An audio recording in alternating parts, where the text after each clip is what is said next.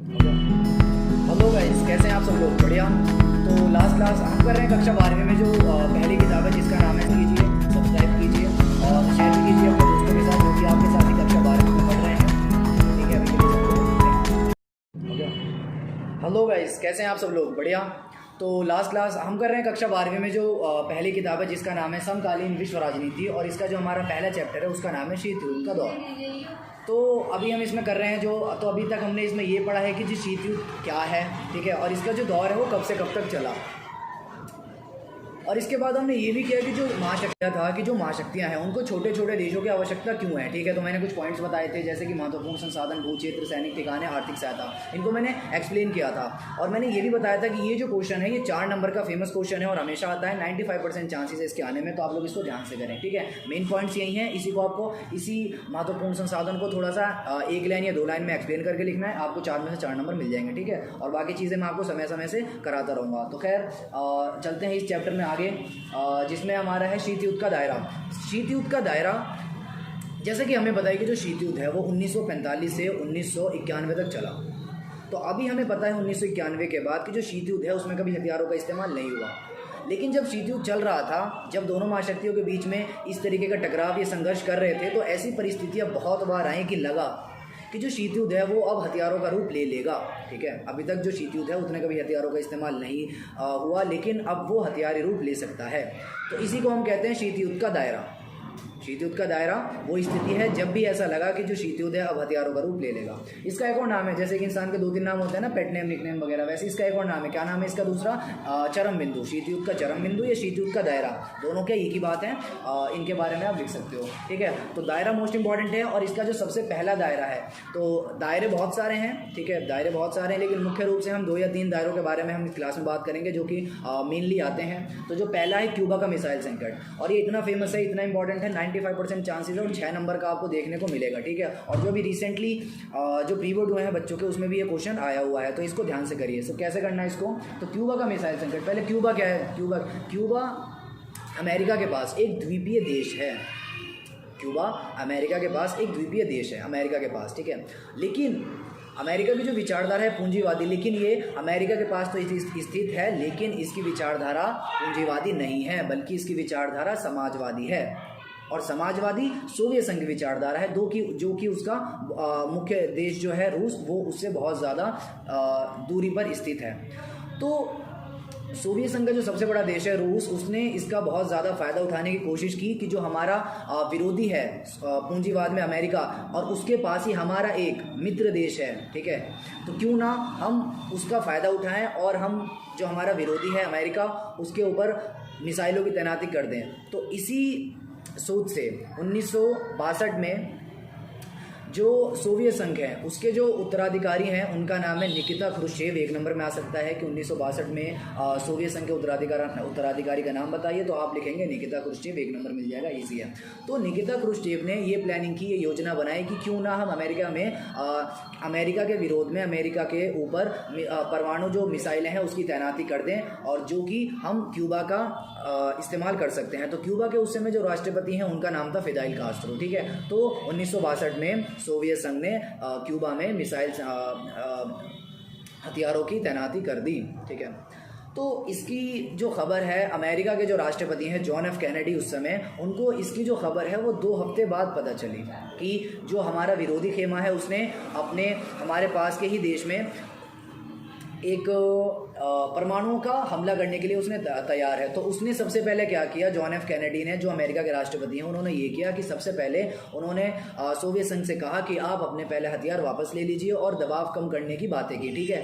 तो खैर सोवियत संघ पूरा मन बना चुका था कि अब हम मिसाइल हथियारों को वापस नहीं लेंगे, ठीक है, किसी भी हालत में, और हम अमेरिका के ऊपर पूरी तरीके से हमला करने के लिए तैयार हैं। खैर अब आपको पता है कि जो परमाणु हमला होता है उससे ना सिर्फ किसी एक देश को बल्कि पूरी दुनिया को इसका खामियाजा भुगतना पड़ सकता है। तो इसमें बहुत सारे दूसरे देशों ने भी इन्वॉल्वमेंट दिखाई, ठीक है, और उनमें दोनों के बीच में बातचीत कराई, समझौता कराने के प्रयास किए गए कि इसका जो खामियाजा है आपको ही नहीं बल्कि पूरे विश्व को देखना पड़ सकता है। तो किसी कारण से,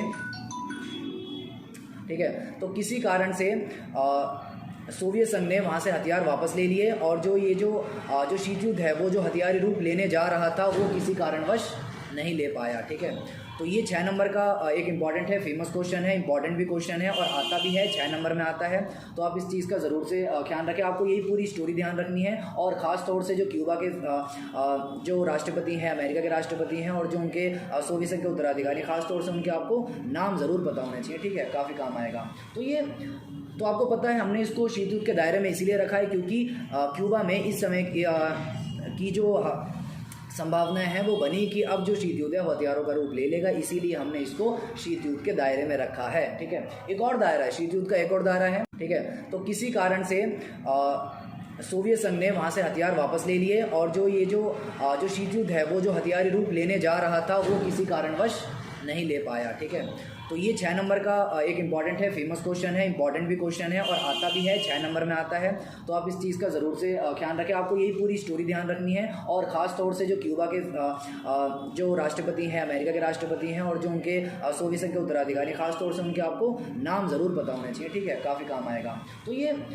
तो आपको पता है हमने इसको शीत युद्ध के दायरे में इसीलिए रखा है क्योंकि क्यूबा में इस समय की जो संभावनाएं हैं वो बनी कि अब जो शीत युद्ध है वो हथियारों का रूप ले लेगा, इसीलिए हमने इसको शीत युद्ध के दायरे में रखा है, ठीक है। एक और दायरा है, शीत युद्ध का एक और दायरा है, ठीक है, उसको कहते हैं कोरिया का विभाजन। जी, कोरिया जिसमें आप जानते हैं जो कि पहले वर्तमान समय में जो कोरिया है उत्तरी कोरिया और दक्षिणी कोरिया के रूप में उपलब्ध है, मौजूद है। लेकिन पहले जब हम 1950 की अगर हम बात करें तो कोरिया एक ही था, उसमें किसी तरीके का विभाजन नहीं हुआ। लेकिन कोरिया का जो विभाजन है वो मुख्य रूप से शीत युद्ध में चल रहा है समाजवादी और पूंजीवादी विचारधाराओं के बीच में जो संघर्ष है, खास तौर से उसी के ऊपर ये केंद्रित है। यानी कि जो आधी जो जगह थी कोरिया की उसमें समाजवादी लोग विचारधारा के मानने वाले थे और जो आधे थे वो पूंजीवादी विचारधारा के मानने वाले थे। तो दोनों के बीच में आपसी मतभेद होने को देखते थे, संघर्ष भी देखने को मिलता था, बहुत सारी चीज़ें होती थी, कई बार ये टकराव तक नौबत पहुंच जाती थी, लेकिन किसी वजह से वो रुक जाती थी। तो इसी गंभीर समस्या से बचने के लिए कोरिया को 2 बराबर भागों में विभाजित किया गया और जिसका नाम उत्तरी कोरिया और दक्षिणी कोरिया रखा गया। तो उत्तरी कोरिया जो है वो पूंजीवाद को दिया गया और जो दक्षिणी कोरिया है वो समाजवाद को दिया गया, ठीक है, ताकि ये जो 2 अलग अलग विचारधारा वाले देश हैं वो अलग अलग रह सकें, ठीक है। तो इसी में भी ऐसा लगा कि जो कोरिया के अंदर जो शीत युद्ध है वो हथियारों का रूप ले लेगा, लेकिन ऐसा नहीं हुआ, इसीलिए हमने इसको शीत युद्ध के दायरे की श्रेणी में रखा है, ठीक है। तो लास्ट की बात कर लेते हैं आज की क्लास में कि बर्लिन की दीवार। बर्लिन क्या है? यूरोप में एक देश है जिसका नाम है जर्मनी। जर्मनी की जो राजधानी है उसका नाम है बर्लिन, ठीक है।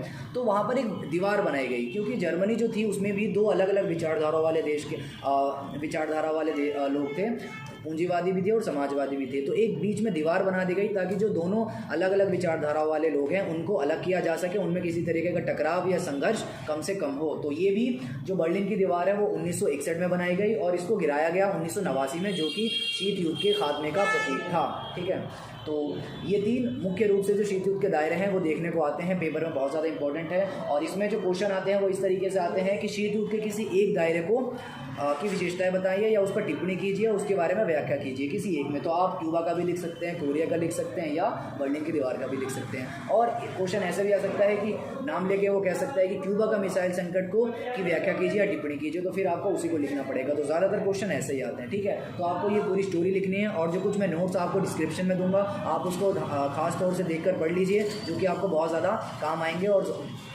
जिनसे कि आपकी जो तैयारी है और भी बेटर हो सकती है। तो अभी के लिए इतना ही, फिर मिलते हैं किसी नेक्स्ट वीडियो में किसी और टॉपिक के साथ। तो अगर आपको ये वीडियो अच्छा लगता है और ये जो अगर आपको ये चैप्टर जो समझ में आया है तो आप हमारे चैनल को लाइक कीजिए, सब्सक्राइब कीजिए और शेयर भी कीजिए अपने दोस्तों के साथ जो कि आपके साथ ही कक्षा 12वीं में पढ़ रहे हैं। तो ठीक है, अभी के लिए चलते हैं, थैंक यू।